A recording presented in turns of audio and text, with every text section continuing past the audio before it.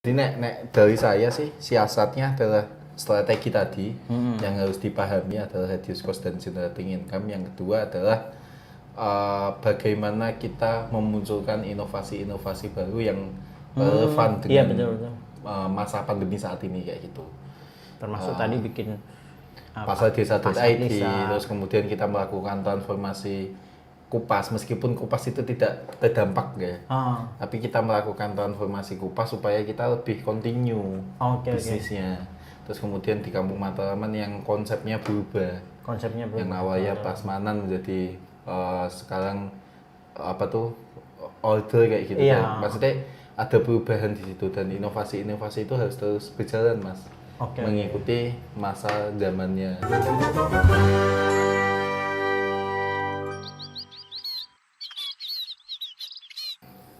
Hai semuanya, bertemu kembali di Podcast Desa, sebuah ruang untuk kita belajar bersama bagaimana membangun Indonesia dari desa.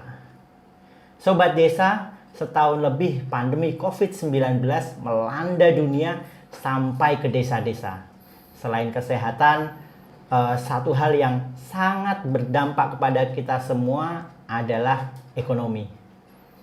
Di desa, salah satu kelembagaan desa yang sangat penting dalam pemulihan ekonomi di masa pandemi ini adalah BUMDes. Dan saat ini saya berada di kantor BUMDes Panggung Lestari, salah satu BUMDes inspiratif dengan segala inovasinya yang banyak menjadi rujukan atau menjadi tempat untuk belajar bagi BUMDes-BUMDes dari desa-desa lain. Nah, di depan saya ada temanku, Teman sekamar ya. Ahmad Arif Rohman. Halo teman-teman semua, sobat desa semua. Sobat desa. Sobat desa. Kita temenan gak sih sebenarnya? Temennya, temen sebangsa dan senegara. Kita masih teman ya atau enggak? Temen kita temen seperjuangan desa mas sebenarnya kayak gitu. Oke. Aslinya enggak sih. Aslinya masih guru saya, bukan teman. Oke. Murid durhaka. Kita akan banyak ngobrolin seputar BUMDes, terutama BUMDes Panggung Lestari, Kelurahan Panggung Harjo. Bagaimana inovasi-inovasi atau kegiatan-kegiatan apa selama pandemi ini. Tapi sebelumnya ceritain dong tentang sekilas saja, jangan panjang-panjang. Oke, siap. Tentang BUMDes Panggung Lestari itu sendiri. Oke, jadi BUMDes Panggung Lestari itu adalah salah satu badan usaha milik desa ya, bukan salah satu sih. Satu-satunya ya? Satu-satunya badan Iya, usaha milik salah, desa betul. yang dimiliki oleh Kelurahan Panggung Harjo kayak gitu, Kapanewon Sewon, Kabupaten Bantul. Nah, itu lengkapnya. Daerah Istimewa Yogyakarta. Yogyakarta. Nah, BUMDes ini dibentuk pada tahun 2013.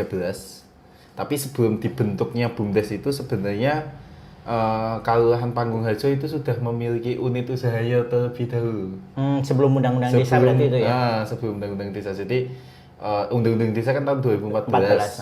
Nah, tahun 2012 itu BUMDes, bukan BUMDes ya, Kelurahan Panggung Harjo itu memiliki kelompok usaha. Waktu itu sebutannya gitu mas, kelompok usaha pengelola sampah yang sekarang menjadi unit usahanya BUMDes. Oh. Ya, kita biasanya nyingkatnya Kupas.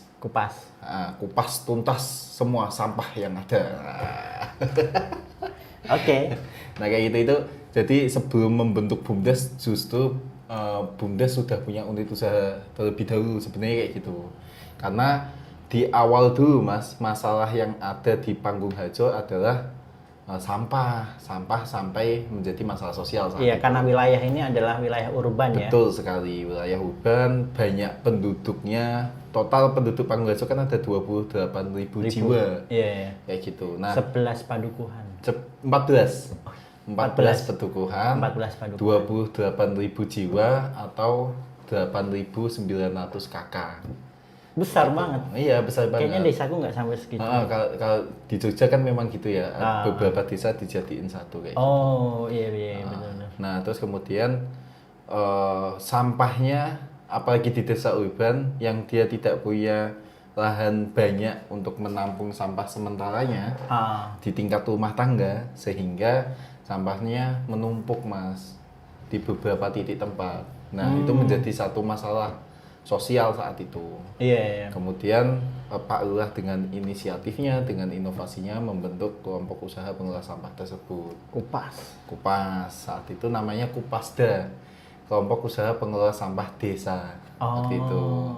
Nah, terus kemudian karena pemerintah desa, pemerintahan kelurahan itu tidak bisa melakukan kegiatan usaha, dibentuklah BUMDes sebagai kepanjangan tangan pemerintah desa dalam hal sisi ekonominya, sosialnya, dan juga politiknya. Oh iya, politik. Betul. Kayak gitu. Jadi ada 3 hal ini. Nah, 3 hal ini yang menjadi pilarnya BUMDes juga. Ekonomi, artinya BUMDes itu dapat menghidupi dirinya sendiri serta menjadi sumber pendapatan asli desa. Iya betul. Terus kemudian yang kedua sosial, artinya BUMDes ini menjadi kepanjangan tangan pemerintah desa sih, karena badan usaha milik desa toh. Iya. Sehingga misi yang dimiliki oleh desa itu menjadi misinya BUMDes juga. Salah satunya pemberdayaan masyarakat. Nah, artinya BUMDes juga harus selesai dalam hal ekonominya, selesai dalam hal sosialnya, dan yang terakhir politik. Artinya BUMDes itu menjadi wadah aspirasi bagi masyarakat desa. Kayak gitu. Karena tidak bisa dipungkiri ya, karena mungkin BUMDes itu berkaitan langsung dengan masyarakat desa, sehingga aspirasi yang didapatkan oleh badan usaha milik desa ini lebih lebih cepat gitu mungkin. Iya betul. Dan nanti hubungan dengan masyarakat nggak sebatas administrasi toh ya, antara pemerintah desa dengan warga. Nggak hanya sebatas bikin kakak, yang kayak gitu. Nikah lagi. Masih perlu tuh. Sisi udah. Gitu. Jadi ya itulah 3 pilar yang dimiliki oleh BUMDes dan filosofi berdirinya BUMDes saat itu. Terus kemudian baru sebenarnya kita fokus Mas dalam 4 tahun pertama ya, 4 sampai 5 tahun pertama itu fokus pada satu unit usaha itu. Sampah, kelompok usaha pengelola sampah, karena benar-benar mulai dari nol, kita belum tahu konsepnya gimana, cara pengelolaan yang efektif itu bagaimana, terus kemudian kebutuhan SDM dan SDA-nya itu seberapa banyak kayak gitu. Nah, terus kemudian kita fokus di dalam satu unit usaha tersebut. Terus pada tahun 2017 baru kita membentuk namanya Kampung Mataraman. Itu aku ikutan itu Mas. Oh iya, yang bikin logonya ya. Ijesawan dhisik, Bro. Oh iya. Jadi ya Kampung Mataraman masih lebih tahu lah mungkin ya. Jadi Kampung Mataraman itu dibentuk berdepatan dengan Rembuk Desa Nasional saat itu, yang kebetulan ada di Desa Panggung Harjo ya. Iya. Kayak gitu. Jadi sebuah momen sih. Itu logonya yang bikin juga. Itu dari Kampung Mataraman unik Mas sebenarnya, karena Iya benar. Kupas tadi ya, Kupas, terus kemudian Kampung Mataraman. Artinya di Kelurahan Panggung Harjo ini sebenarnya tidak memiliki bentang alam yang bagus. Iya betul. Nah, ini yang sering diomongin Pak Lurah sih sebenarnya. Cuma jadi, Pak Lurah belum pernah ngomong di podcast. Oh iya, Pak Lurah ditunggu podcast ya. Enggak. Pak Lurah nanti dibikinin ini. Ada program format tersendiri khusus ya. lah. Jadi Panggung Harjo itu tidak memiliki bentang alam yang bagus, tapi dia memiliki, bahkan setiap desa ya, bukan Panggung Harjo itu memiliki bentang sosial. Yang itu sebenarnya sebuah potensi Mas bagi desa tersebut. Nah, Panggung Harjo melalui BUMDes ya, dia menciptakan masalah sosial itu malah justru menjadi keuntungan sosial toh. Malah jadi keuntungan bagi pemerintah desa, bagi warga desa, pemberdayaan dan macam-macam. Kampung Mataraman dengan budayanya di Panggung Harjo itu bisa menjadi sebuah keuntungan juga bagi desa tersebut. Iya betul. Jadi sejak 2017 itulah baru dibentuk banyak unit usaha. Saat usahanya. Itu Kupas. Sekarang deh, sampai sekarang. Sampai sekarang cuma ada 3. Ini efek pandemi sih. Oke. Pandemi. Tapi sebelumnya itu ada Kupas, Kampung Mataraman, terus ada namanya Swadesa, Swalayan Desa. Terus kemudian ada Agro, kayak kita punya lahan pertanian yang dikelola oleh warga masyarakat desa. Oh. Terus sama yang terakhir itu ada EO, Event Organizer. Artinya di tahun 2019 itu ada 5.000 orang yang belajar ke Desa Panggung Harjo. Nah itu dikelola oleh BUMDes, di EO nih oleh BUMDes kayak gitu. Karena supaya lebih terorganisir. Karena Betul. waktunya Pak Lurah kan juga nggak banyak toh. Jadi ada manajemen khusus ada untuk manajemen khusus. pembelajaran itu ya. Kayak gitu. Terus ini kan udah setahun lebih berapa bulan ya? Iya, udah bulan Maret waktu itu, ini udah 1,3 tahun. 1,3 tahun pandemi ini. Gimana kondisi BUMDes Panggung Lestari? Dari awal ya? Awal pandemi itu langsung gimana? Kolaps dulu atau Betul. mati suri sejenak? Jadi memang BUMDes itu Berat ya. berat, bukan hanya BUMDes ya menurut saya. Iya, karena hanya memang BUMDes. banyak perusahaan yang juga collab di sana. Malah alhamdulillahnya sampai saat ini BUMDes masih eksis. Dan Itu sebenarnya yang menyelamatkan kita adalah Kupas. sampah lagi. Sampah. Yang menyelamatkan kita adalah Kupas. Jadi bulan Maret pandemi pertama datang di Indonesia, yang di Depok waktu itu ya. Iya. Ada ibu-ibu Depok yang kena pandemi, satu orang. Terus kemudian pertengahan bulan Maret itu Kampung Matraman sepi, Mas. Iyalah. Nah, terus kemudian ada Tutup kan? Sempat tutup. ada wacana untuk ditutup aja nih kayak gitu karena kita melakukan pembatasan sosial, Iya. fisikal dan social distancing ya toh? Iya. Ya toh? Waktu itu juga sebenarnya Panggung Harjo kan membuat inisiasi berupa panggung tanggap COVID. Iya. Gitu itu gugus tugas Panggung Harjo itu 1 minggu pas setelah ada kasus pertama di Indonesia itu Langsung Panggung Harjo ya. langsung gercep banget makanya panggung tanggap. Iya. Tanggap COVID. Nah terus kemudian Kampung Matraman tutup di bulan Maret, April, Mei, Juni. Tutup 4 bulan. Yang sebelumnya pendapatan Kampung Matraman itu 300 juta per bulan. 300 juta per bulan sebelum pandemi. 350 juta per bulan. Wow. Nah, terus itu tutup. Itu pendapatannya. Itu pendapatan omset. Nah, IO nggak ada sama sekali sampai akhir tahun. Sampai bulan Desember itu baru ada 1 tamu datang. Yang sebelumnya di tahun 2019 itu ada 5.000 orang yang datang ke Desa Panggung Harjo. Iya, karena ada pembatasan itu, kita mudik juga nggak dibolehin saat itu. Iya. Terus kemudian tidak ada yang datang. Padahal Desember akhir-akhir tahun itu paling ramainya ya. Harusnya, tapi waktu itu yang datang cuma 3 kelompok waktu itu di bulan Desember. Nah terus kemudian agronya juga nggak jalan karena kita kehabisan modal. Sempat nggak jalan. Sempat nggak jalan. Swalayan desanya juga sama karena mereka orang-orangnya bergantung pada pariwisata. Iya, pariwisatanya off. Pariwisatanya off. Mahasiswa mudik dia nggak ada yang beli kayak gitu. Nah tapi kita bisa survive ya tertolong oleh Kupas tadi yang masih berjalan. Terus kemudian di bulan April, alhamdulillah itu Pak Lurah, alhamdulillah sih saya punya lurah yang hebat ya. Jadi dia punya inisiatif, punya inovasi yang berupa platform seperti platform e-commerce kayak gitu, namanya pasardesa.id. Iya, Pasar Desa. Nah itu juga yang menjadi sumber pendapatan kedua setelah Kupas saat itu. Konsep awalnya kan menghubungkan pembeli dengan warungnya. Betul, menghubungkan pembeli yang sepi ya. Pelanggan yang nggak bisa keluar rumah. Menghubungkan pembeli yang nggak bisa keluar rumah dengan penjual yang sepi. Iya betul. Halnya waktu itu kayak gitu. Nah kita kan di panggung tanggap COVID waktu itu kan melakukan survei. Dari survei tersebut ada 6.000 yang ngisi, 6.000 kakak yang ngisi. 60%-nya Mas, itu adalah keluarga yang sangat rentan terdapat COVID-19 dari sisi kesehatannya dan ekonominya. Waktu itu kayak gitu. 20% diantaranya itu tidak terdampak. Ya masyarakat desa yang punya pekerjaan PNS kayak gitu dan macam-macamnya. Nah, itu seperti itu. Terus kemudian di 20% tersebut itu kita mencoba untuk mewadahi bagi warga masyarakat desa yang masih punya daya beli.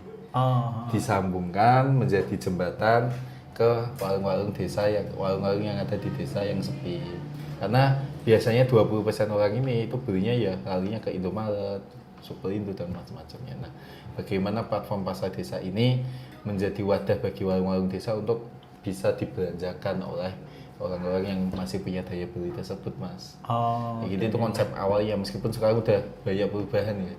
Udah berkembang lah. Udah berkembang karena memang ya masanya udah beda lagi. Iya, betul. Kayak gitu.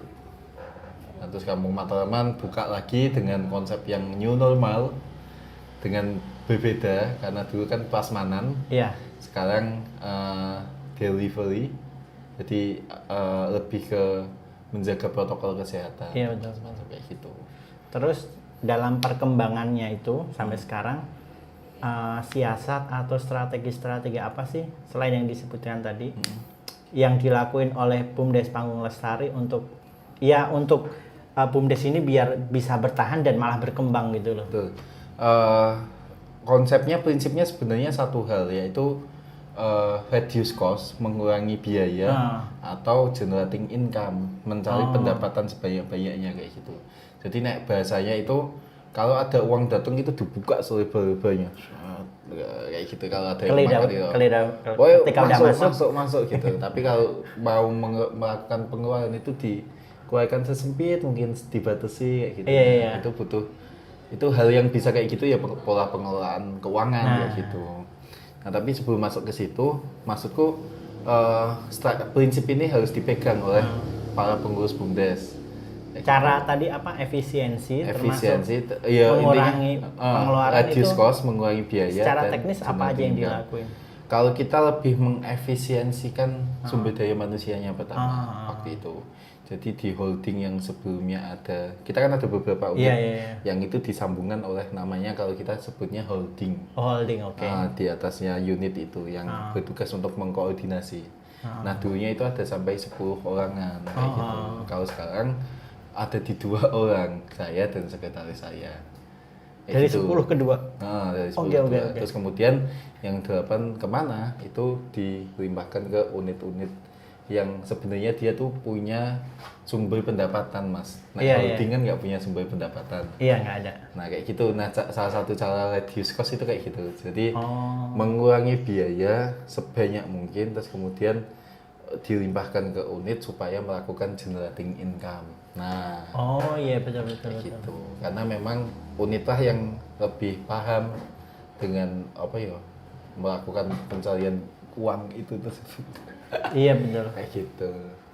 Ya, banyak hal sih. Selain itu juga memang kita harus bergerak cepat ya. Dalam hal apapun lah. Dalam hal apapun sebenarnya memang harus bergerak cepat. Karena yang tidak akan mati di dunia bisnis itu inovasi, Mas. Iya, betul. Ya kita ngikuti geraknya Pak Lurah itu memang ngos-ngosan. Cuma ya itu yang bisa kita lakukan kayak gitu. Jadi ngoyak ngejar larinya Pak Lurah sambil kita terus berusaha untuk ngejar ngos-ngosan. Tapi kalau kita nggak ngejar, kita diam, lebih ngos-ngosan lagi nanti. Iya, betul. Bisnisnya nggak jalan nanti. Bisnisnya nggak jalan. Malah tambah ngos-ngosan. Jadi nek dari saya sih, siasatnya adalah strategi tadi yang harus dipahami adalah reduce cost dan generating income. Yang kedua adalah bagaimana kita memunculkan inovasi-inovasi baru yang relevan dengan masa pandemi saat ini kayak gitu. Termasuk tadi bikin pasar desa.id, terus kemudian kita melakukan transformasi Kupas, meskipun Kupas itu tidak terdampak ya, tapi kita melakukan transformasi Kupas supaya kita lebih continue bisnisnya. Terus kemudian di Kampung Mataraman yang konsepnya berubah. Yang awalnya prasmanan menjadi sekarang order kayak gitu. Maksudnya ada perubahan di situ, dan inovasi-inovasi itu harus terus berjalan, Mas. Mengikuti masa zamannya tersendiri kayak gitu. Jadi perubahan itu ya harus adaptif lah dengan Harus perubahan, adaptif, menyesuaikan dengan kondisi sekarang kan. Bisnis itu harus adaptif memang, nggak bisa. Nokia itu dia nggak mau adaptif itu mati.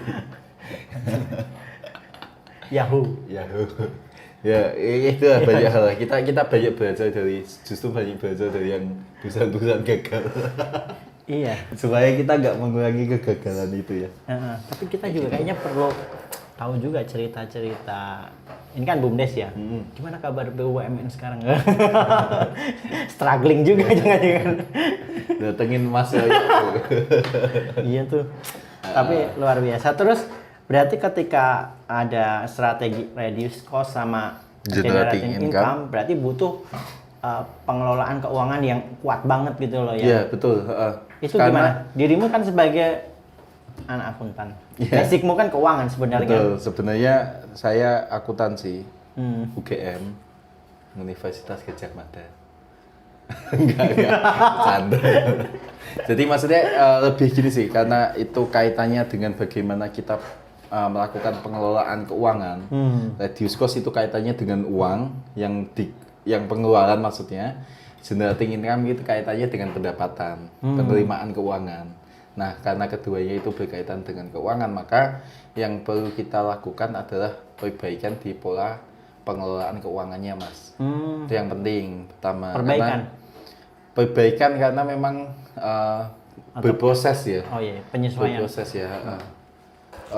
Lebih tepatnya kalau kita menyesuaikan dengan standar yang ada, dengan kebutuhan kita dan dengan apa yang bisa kita lihat, apa yang bisa kita analisa dalam laporan keuangan tersebut.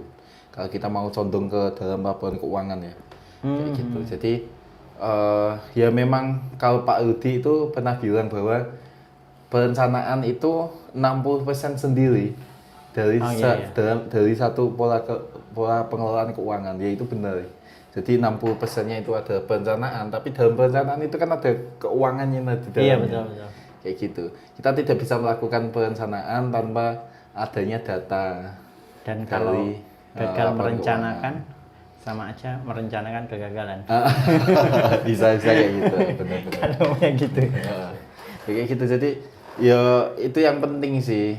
Nek dari saya, maksudnya pola pengelolaan keuangan yang penting adalah bagaimana kebutuhan kita terhadap keuangan tersebut. Itu penting. Terus kemudian berarti ada prioritasnya mana nih? Benar. Ini apakah kita sempat dulu pernah bikin berlangganan jurnal.id. Tapi terus kemudian dengan kapasitas kita saat itu, meskipun kita mampu untuk membayar ya Mas ya, tapi ternyata nggak prioritas. Nggak seprioritas itu, nggak sebutuh itu. Terus kemudian karena yang penting adalah pemahaman terhadap keuangan tersebut, bukan soal bagaimana format keuanganmu, bagaimana ini bisa menghasilkan atau gimana kayak gitu. Nggak ngomongin sampai ke situ kalau kita ngomongin soal pengelolaan keuangan, tapi lebih ke bagaimana logika yang kamu ambil saat melakukan pengelolaan keuangan, saat melakukan pencatatan, saat melakukan pelaporan, kayak gitu. Lebih ke logika akuntansinya, masuk ke situ. Nah itu yang penting, pengakuan pendapatan. Ini yang sempat dialami BUMDes ya, maksudnya ya. Kita mengakui pendapatan DP saat itu. Tapi ternyata karena pandemi, DP itu harus dikembalikan. Padahal kita sudah mengakui pendapatan tersebut kayak gitu. Nah itu yang salah logika akuntansinya kayak gitu. Nah maksud saya di perbaikan pola pengelolaan keuangan itu di situnya, di mindsetnya, lebih ke situ. Bukan formatnya bagaimana, terus kemudian nyatetnya piye kayak gitu, enggak, tapi lebih ke mindset pola pengelolaan keuangan itu. Lebih ke situ Mas. Mindsetnya itu ya, jadi soal formatnya bagaimana, pakai aplikasi apa itu ngikuti kebutuhan kita. Jadi pemahaman BUMDes Pengurus Tali itu makanya Excel Mas. Pakai Excel, tapi itu yang lebih bagus daripada jurnal.id saat ini loh ya. Iya. Menurut saya. Dan relatif bisa dipahami oleh semuanya kan. Oleh semuanya. Betul.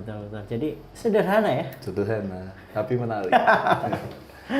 Tapi untuk menyederhanakan logika itu butuh berapa tahun?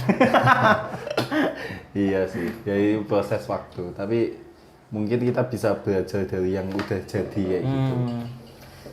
Apa yang kamu lihat di kondisi seperti ini, peluang apa yang kamu lihat buat BUMDes sekarang?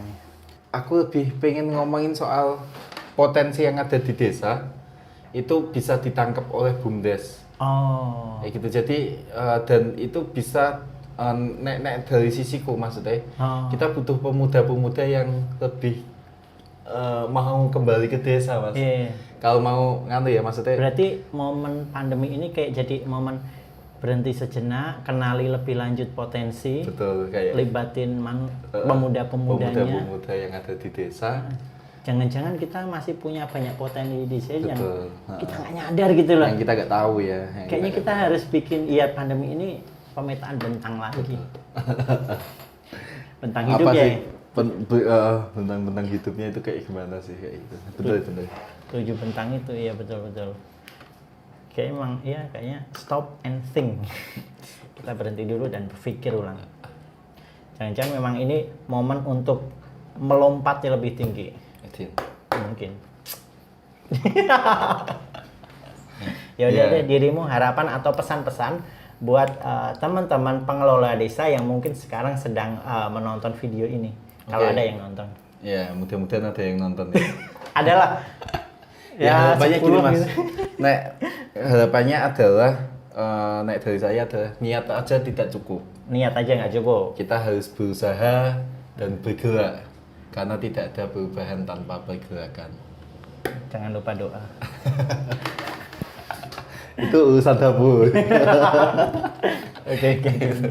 Ya itu ininya kayak gitu. Jadi Tapi bergerak juga nggak cukup ya, harus ada perencanaan. betul, makanya kita harus punya niatnya. Iya niatnya. Makanya tadi niat saja tidak cukup, berusaha dan bergeraklah karena tidak ada perubahan tanpa pergerakan.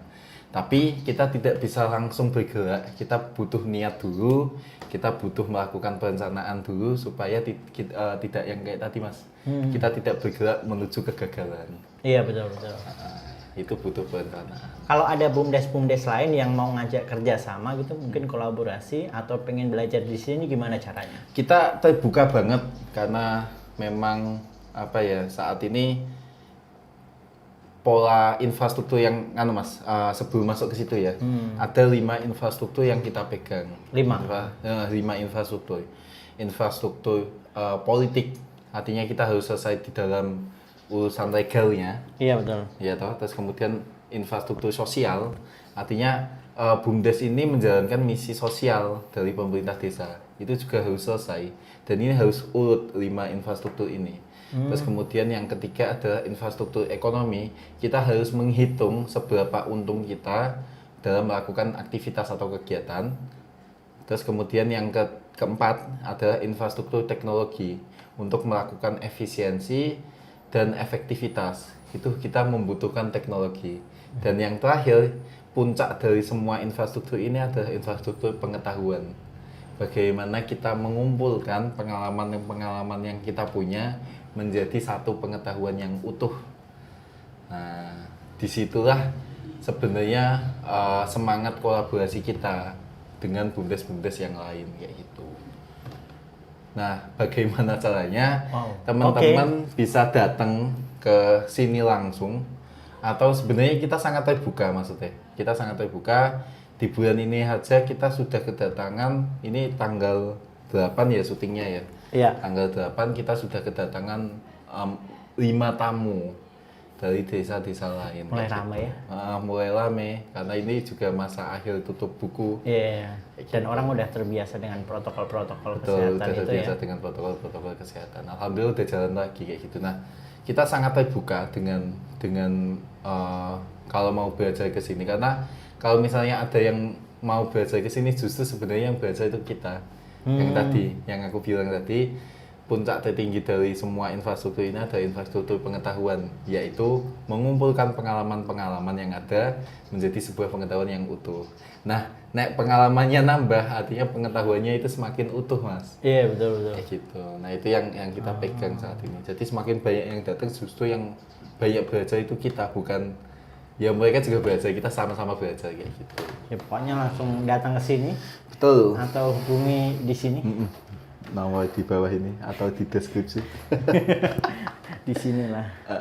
Pokoknya itu aja dulu bro. Ya siap. Mungkin kita ngobrol di lain tema. Di lain tema, lain kesempatan, lain tempat. Di podcast isinya direktur. Iya, podcast isinya direktur. Mohon maaf sebetulnya saya juga ada program Pamit sekalian deh. channelnya Yayasan Sanggar Inovasi Desa ini nanti dapat di sana loh. Iya dong. Jadi podcast isinya direktur itu yang banyak menunggu, atau nggak ada. Itu karena kita para direktur itu sibuk gitu sebenarnya. Iya, jadi lagi padat banget. lagi padat banget jadi nggak sempat untuk podcast. Ini sampai masih pun datang ke kantor. Iya. Ya udahlah. Udah gitu. Thank you bro. Sama-sama. Semoga You're welcome. BUMDes Panggung Lestari semakin lestari, Amin. semakin jaya, semakin berkembang, dan bisa terus membantu BUMDes-BUMDes lain. Amin. Terima kasih teman-teman yang sudah Sobat Desa menonton tuh. tayangan ini. Sobat Desa semuanya. Semoga teman-teman di rumah juga sukses semuanya. Amin. Sampai bertemu lagi di podcast desa berikutnya. Bye-bye.